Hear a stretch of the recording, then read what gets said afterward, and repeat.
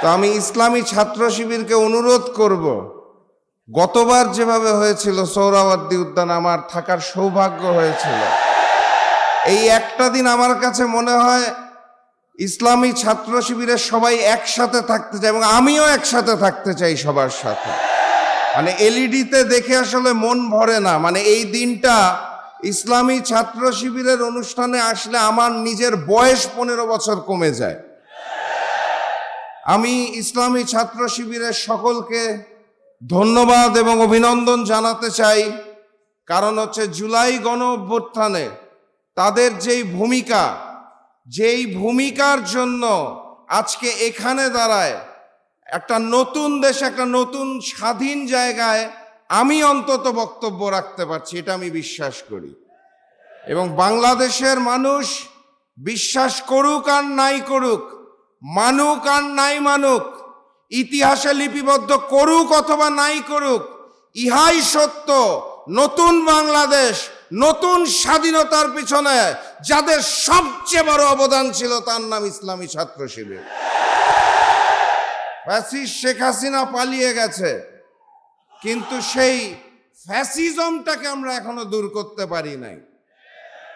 সেই ফ্যাসিজমটাকে দূর না করতে পারলে নতুন বাংলাদেশটা নতুন থাকবে না।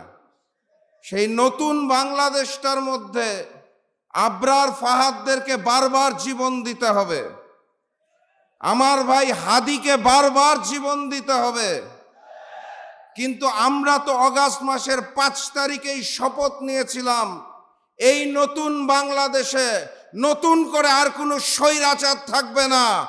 এই নতুন বাংলাদেশে নতুন করে আর কোনো ভারতীয় আধিপত্যবাদ থাকবে না।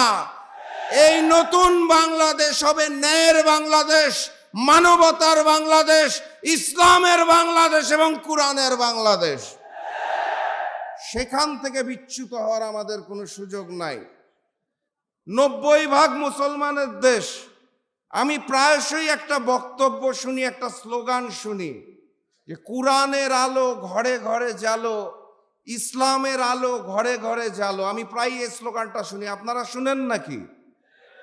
90% মুসলমানের দেশে যে ঘরগুলো আছে সেখানে কি কোরআনের আলো জ্বলে না? সেখানে ইসলামের আলো জ্বলে না? তাহলে ঘাটতিটা কোথায়? ঘাটতিটা হচ্ছে কোরআন এবং ইসলামের আলোটা ঘরে ঘরে জ্বলে কিন্তু সংসদে জ্বলে না। অতএব আগামীর সংসদে আমরা ওই কোরআনের আলোটাকে জ্বালতে চাই এবং ইসলামের আলোটাকে জ্বলজ্বল করে জ্বালিয়ে তুলতে চাই। অতএব স্লোগানটা একটু পরিবর্তনের সময় এসেছে।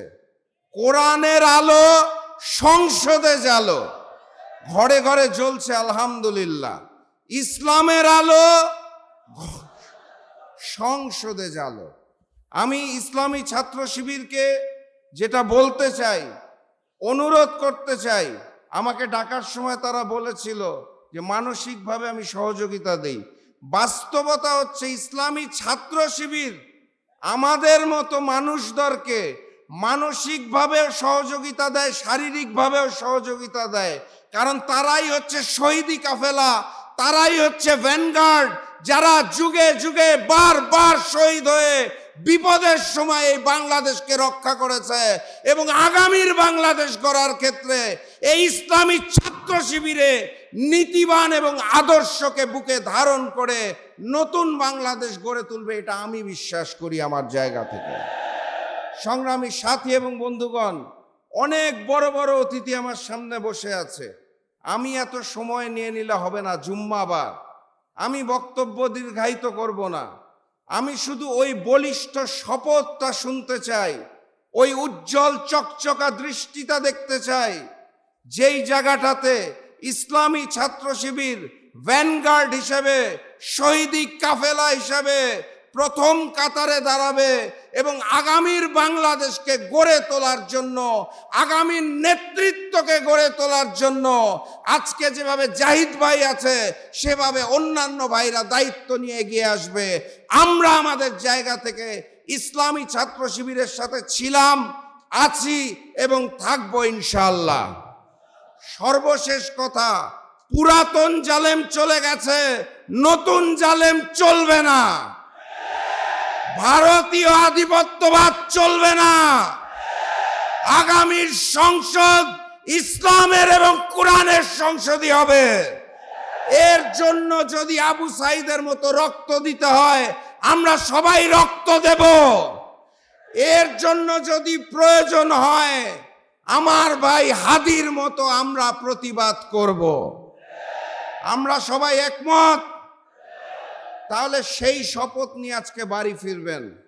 কক্সবাজার থেকে যেই সাথী এসেছেন, আর ওপারের পঞ্চগড় থেকে যেই সাথী এসেছেন, একই শপথে বলিষ্ঠ হয়ে আজকে এখান থেকে বেরোবেন, ঘরে যাবেন। নতুন বাংলাদেশ গড়ার ক্ষেত্রে সকল ষড়যন্ত্রকে রুখে দিয়ে তারপরে আমরা ইনশাআল্লাহ শান্তির ঘুম দিব। সবাইকে ধন্যবাদ। বিজয়ের পথে যাত্রা শুরু, জীবন অথবা মৃত্যু। আসসালামু আলাইকুম।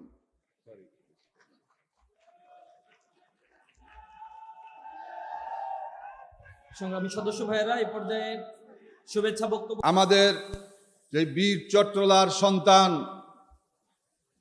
সালাউদ্দিন কাদের চৌধুরী সহ এই জুলাই আন্দোলনে সর্বশেষ হাদির যে জীবন উৎসর্গ করেছে, এই পথ দেখিয়ে দিয়েছে আমাদেরকে একটি নতুন বাংলাদেশ গড়ার। এবং এই বাংলাদেশ গড়ার জন্য আমরা দীর্ঘদিন যাবৎ কাজ করেছি এবং আমাদের এই কাজের যেই নতুন সূর্যোদয়ের আমরা আশা করছি, সেখানে দেখছি নতুন নতুন কালো মেঘ এসে দাঁড়িয়েছে। আজকে যারা গণতন্ত্রের কথা বলতো, তাদের মুখে আজকে দেখা যায় ফ্যাসিবাদের বাণী। আজকে যারা ভারতীয় আধিপত্যবাদের বিরুদ্ধে কথা বলতো, তারা আজকে চেয়ে আছে ভারতের অনুকম্পা নিয়ে ক্ষমতায় যাওয়ার জন্য। আমি একটা জায়গাতে দীর্ঘদিন যাবৎ আন্দোলন সংগ্রাম করেছি, যেখানে আপনারাও সাথী ছিলেন, এবং সেই জায়গা থেকে আমরা চেয়েছিলাম যে বাংলাদেশের জন্য একটি সুন্দর বাংলাদেশ নির্মাণ করতে পারবো। কিন্তু আমরা দেখেছি যখন আর সম্ভব নয়, আমরা সেখান থেকে কেটে পড়েছি, শুধুমাত্র বের হওয়ার রাস্তা খুঁজেছিলাম। আল্লাহ রাব্বুল আলামিনের কাছে শুকরিয়া, আমি আশায় তারাও স্বস্তি বোধ করেছে। এই কারণে আমি একজন ভারত বিরোধী, আমি একজন ইসলামপন্থী, এজন্য তারাও নাকি নিজেদেরকে ভাগ্যবান, সৌভাগ্য মনে করছে। আমিও শুকরিয়া, তারাও শুকরিয়া। ইনশাআল্লাহ এবারে দেখাবে রাজপথে নতুন করে কোন ফ্যাসিবাদের দোসরদেরকে আমরা বাংলাদেশের ক্ষমতায় দেখতে চাই না। মুখে বলবেন চাঁদাবাজের বিরুদ্ধে, মুখে বলবেন দখলবাজের বিরুদ্ধে, মুখে বলবেন মাদকের বিরুদ্ধে, আর এক একটা এলাকায় মাদকের সেই সম্রাট হিসাবে নেতৃত্ব দিবেন গোপনে। এটা বাংলাদেশে আর চলবে না। আগামীর বাংলাদেশ হবে দখলবাজ মুক্ত, চাঁদাবাজ মুক্ত, টেন্ডারবাজ মুক্ত এবং দুর্নীতিবাজ মুক্ত। সেই বাংলাদেশের একজন নাগরিক যদি হতে পারি, তাহলেই আমরা সৌভাগ্যবান। ইসলামী ছাত্র শিবিরের সাথে দীর্ঘ সময় সর্বদলীয় ছাত্র ঐক্য করার সুযোগ হয়েছে। সর্বশেষ জুলাই গণ আন্দোলনে অনেক মুখকেই আমরা সেদিন দেখি নাই, কিন্তু আমরা সেদিন কিন্তু দেখেছিলাম রাজপথে শিবিরের সাথে নিজেকেও তখন ছাত্র ছাত্র মনে হয়েছে। মনে হয় যেন এর মতো আমাদের জাকপার রাশেদের মতো বলতে মনে হয়, আমার মনে হয় 20 বছর কমে গিয়েছিল। আল্লাহর কাছে শুকরিয়া যে জুলাই গণ আন্দোলনে যারা নেতৃত্ব দিয়েছেন, অনেকেই মাস্টার মাইন্ডের দাবি করেন, কিন্তু যদি কোনো সংগঠনকে মাস্টার মাইন্ড হিসাবে বলতে হয়, তাহলে ইসলামী ছাত্র শিবিরকেই বলতে হবে। যদি 30শে জুলাই ইসলামী ছাত্র শিবির এবং জামাত ইসলামীকে নিষিদ্ধ করা না হতো, তাহলে বাংলাদেশে অনেক নেতার আগমন হতো না, অনেক নেতা নেত্রীরা জেল থেকে বের হতে পারতো না, আজকে তারা ক্ষমতায় যাওয়ার স্বপ্ন দেখতে পারতো না। আমি বক্তব্য শেষ করব। মাননীয় প্রধান নির্বাচন কমিশনার, আপনার দৃষ্টি আকর্ষণ করছি, বাংলাদেশে নির্বাচনের সাইলেন্ট বেজে গেছে। নির্বাচনের রোডম্যাপ ঘোষণা করেছেন। যেভাবে পদে পদে নির্বাচনের আচরণবিধি লঙ্ঘনের মহোৎসব চলছে, যেভাবে প্লেকার্ড, যেভাবে জনসমাগম হচ্ছে, এগুলো আপনারা নিয়ন্ত্রণ করতে ব্যর্থ হয়েছেন। আপনারা ব্যর্থ হয়েছেন। রোডম্যাপ ঘোষণা করার পরে একজন সংসদ সদস্য প্রার্থীকে গুলি করে হত্যা করেছে, এখন পর্যন্ত তার খুনিকে গ্রেফতার করতে পারেন নাই। আপনারা এখন পর্যন্ত বাংলাদেশ থেকে এই 17 বছরে লক্ষ লক্ষ বৈধ অস্ত্রের আড়ালে লক্ষ লক্ষ অবৈধ অস্ত্র রয়েছে, সেগুলোকে উদ্ধার করতে আপনারা পারেন নাই। আমরা একটা গুলি করা দেখেছি, আরো কতগুলি সামনে আছে আমরা জানি না। আপনাদেরকে দায় দায়িত্ব নিতে হবে। আপনারা শুধুমাত্র রোডম্যাপ করে আপনারা আমাদেরকে ছেড়ে দিবেন, এভাবে চলবে না। আপনাদেরকে কঠোর হতে হবে। কোন বিশেষ দলের যদি আপনারা পাহারাদারের ভূমিকা পালন করেন, এদেশের মানুষ বসে থাকবে না। 5 তারিখে যেমন রাজপথে নেমে এসেছে, আপনারা দেখেছেন গত কয়েকদিন আগে হাদির জানাজাতে কাউকে দাওয়াত করা লাগে নাই, পঙ্গপালের মতো মানুষ ছুটে এসেছে নিজ দায়িত্ব থেকে। বন্ধুরা আমার বক্তব্য শেষ করব। আগামী দিনের আমাদের একটি আন্দোলনের অংশ হিসাবে আগামী নির্বাচনকে আমাদেরকে নিতে হবে। এই 17 বছর যে আন্দোলন সংগ্রাম করেছি, তার ফলাফলের জন্য আগামী নির্বাচন। সেই নির্বাচনে আমরা নতুন করে শপথ নেব, এই সংসদে কোনো টেন্ডারবাজের কোনো সর্দার যেতে পারবে না। এই সংসদে কোনো দখলবাজ যেতে পারবে না। এই সংসদে কোনো দুর্নীতিবাজ যেতে পারবে না। এই সংসদে কোনো চাঁদাবাজের দোসররা যেতে পারবে না। আমাদের সবাইকে একত্র হয়ে ঐক্যবদ্ধভাবে আমাদেরকে কাজ করতে হবে এবং এই জামাত ইসলামী শহীদি কাফেলা, তাকে নেতৃত্ব দিতে হবে আগামী বাংলাদেশের। আমাদের ঐক্যের একটাই মাপকাঠি হতে হবে, যারা ভারতীয় আধিপত্যবাদ চায় না, যারা আওয়ামী ফ্যাসিবাদ চায় না, যারা বাংলাদেশের জাতীয় স্বার্থকে সমুন্নত করতে চায়, তাদেরকে নিয়ে আপনারা এগিয়ে যান।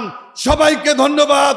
বাংলাদেশ জিন্দাবাদ, বাংলাদেশ লেবার পার্টি জিন্দাবাদ, বাংলাদেশ ছাত্র মিশন জিন্দাবাদ, ইসলামী ছাত্র শিবির জিন্দাবাদ জিন্দাবাদ।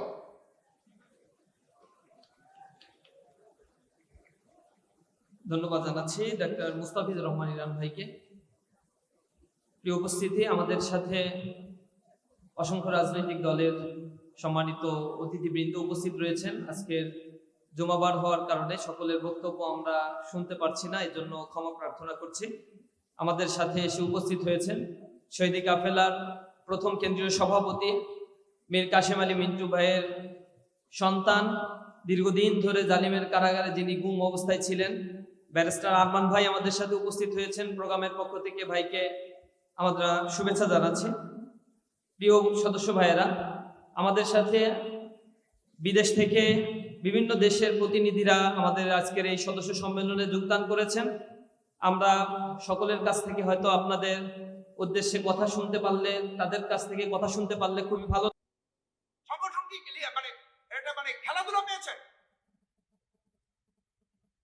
বৈঠকে একটা ডাকবেন, একটু চা পানি খাবেন, কথাবার্তা বলবেন, এটা গরম বক্তৃতা দেবেন, ওয়ালা তাহিনু ওয়ালা তাহজানু, সবাই মাঠে সবাই পড়েন,